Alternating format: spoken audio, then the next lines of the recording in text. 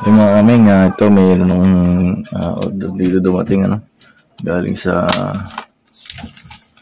ayan, PC Work X. Ayan, so nabumili tayo ng flash drive, ayan, dalawa. So gagamitin ko to sa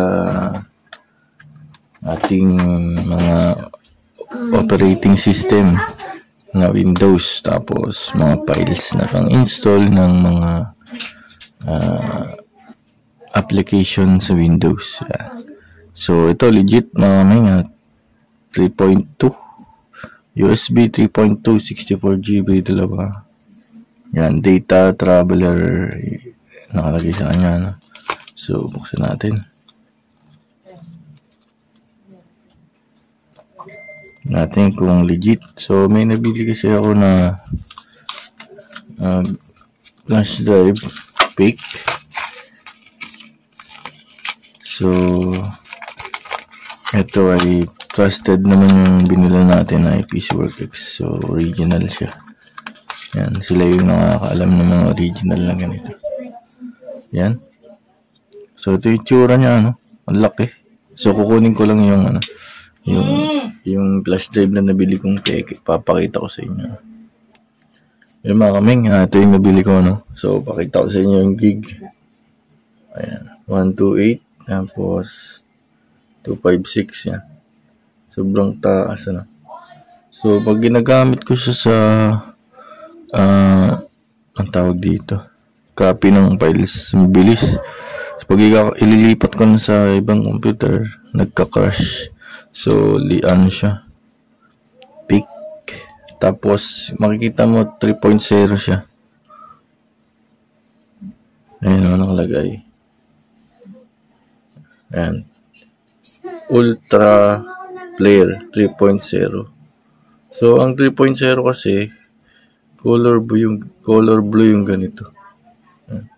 So sa kanya ay black. Ewan ko kung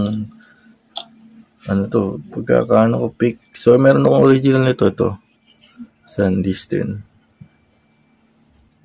Ayan, matagal na kasi itong isa. So tingnan nyo yan, kulay blue, yung original. Ano lang kasi ito nabura na. Nasa 16 gig lang. Halos pareha sila. Ayan. Ang pinagkaiba lang dito makikita. Ito yung original, may blue. Ibig sabihin kasi pag blue yung ito. 3.0 yan. So, na-pick tayo. At anong lagay ko ng OS dito sa nabili ko na yung dalawa. This list. So, ito, testingin naman natin. Tingnan natin kung mapapansin nyo kaagad. Blue siya. Ibig sabihin, legit. Ayan. Kulay blue. 3.0. 3.2 nga talaga to. Kasi gawa pa ng Kingston, So, maraming pick na flash drive. Or tinatawag na USB. Ang tawag kasi ng karamihan dito ay USB. So, hindi ang tamang tawag dito ay flash drive. Ang USB kasi mismo, ito lang, yung USB na nakikita nyo. Yung saksakan ng USB. Ayan, makikita mo din pagka original. Meron siyang tatak. Yan sa may metal niya. Nakikita ba yan? Ayan, tingnan nyo na. So, lalagyan natin siya ng OS. So, subukan natin. Pakita ko sa inyo kung gagana ba siya. Punta muna ako sa computer. Tingnan natin kung babasahin siya. May mga kaming, isaksak ko na siya, Yan, ipa-plug ko siya dito sa aking PC. Ayan. So, ayun, makikita niya may lumabas na kaagad na pop-up, So, punta tayo sa PC. Ayan, makikita natin agad dito. So, ito yung storage, So, lalagyan natin siya ng OS. Lahat ng OS ko lalagay ko dito. So, medyo matagal siya. Okay. So, marami tayong gagawin. download lang ako ng mga panglagay ng OS at mga OS na image. So, magbalik na lang tayo pagtapos na, testingin natin kung gumagana. Okay? Hahaba kasi yung video natin pag hindi natin i-skip yung mga ganito. Okay? So, mga kaming, nalagyan ko na ng OS ang mga files. So, testing natin. So, ito kasi yung PC na to. Ito format ko. Palta natin ng OS. So, testing natin sa kanya. So, yung Windows muna, testing natin. Then, mamaya naman. So, ito yung Windows. Yan. Windows OS. Salpak lang muna natin.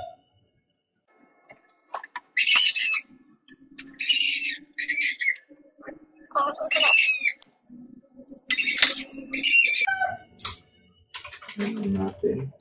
Then, first boot natin.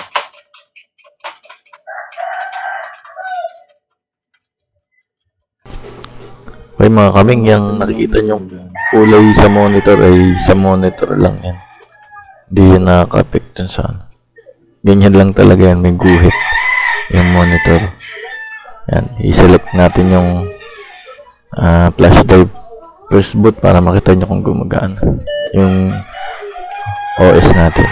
To bootable USB drive, flash drive.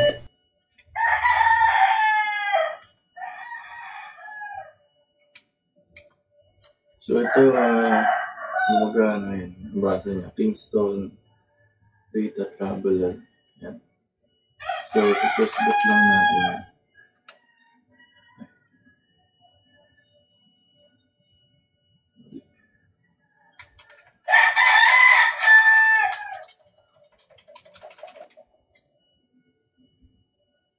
Pagpasensya nyo na maingay dito at mga manok kasi dito sa likodan. Umaga ngayon ay 5 AM na ng umaga. So, namali lang ako ng bed. Okay. So, ito yung OS niya. Ghost Spectre na light version. So, papalitan ko siya.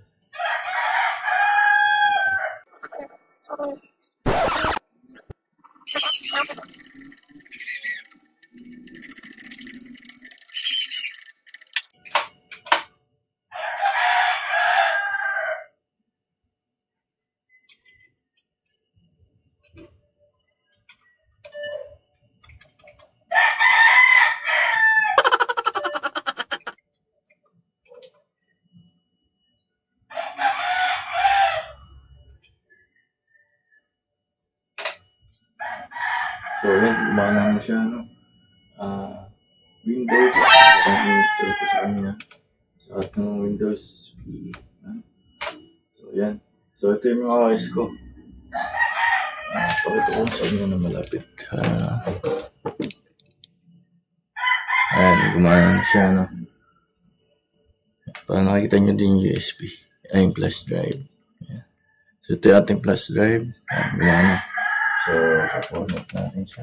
Windows 10. So, itong main OS. Windows 10 Pro. Tingnan natin, gumagana siya. At working ba yung ating flash drive na nabili. So, ayun. Okay. Babalik na lang ako pagkatapos natin ma-install yung OS. At install lang natin ang application. So, pinakita ko lang sa inyo na gumagana siya. Legit yung flash drive na to. No? So, kung saan ko ito nabili, so, binili ko sa Shopee. Tapos, nasa 200 plus something lang siya. 64 gig. Yan, 64 gig na siya. So, nasa description, lalagay ko dyan yung link kung saan ko siya nabili. Yan, click nyo na lang para may direct kayo din sa napagbilang ko. Ano. Okay? So, marami kasing pick na flash drive. Ay, tulad nun, yung bili ko kasi dun sa Sandisk ay 200 plus 300. So, akala ko legit. Yung pala, hindi.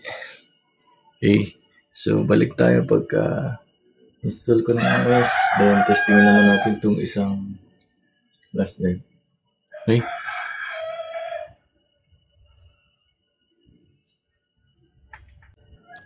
So, yun. Testing naman natin itong isa. So, ito yung isa natin. Windows OS. Yung file naman. Yan, plug ko. May kakopy tayong file. Matesting natin. Yan.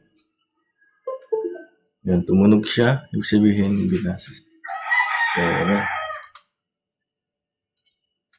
Ito yung storage. Yan, may laman na. Yan, kung nakikita nyo. So, may kukunin lang ako dito ang file ng NVA.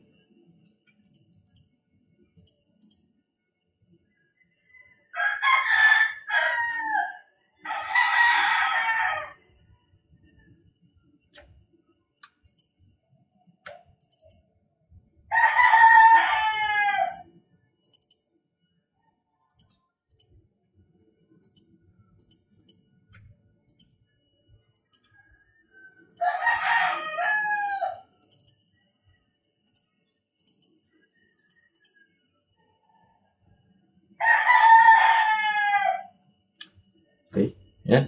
So, yan, nakapin na siya agad. Nakikopy natin agad, ano. So, ganito na lang yung video natin. Nakita ko lang sa inyo kung gumagana talaga siya. Para makita nyo din na okay siya at legit siya. So, kung gusto nyo bumili, nasa description yung link ng legit na flash drive. Okay, thank you sa panonood. Kita-kits sa susunod na video.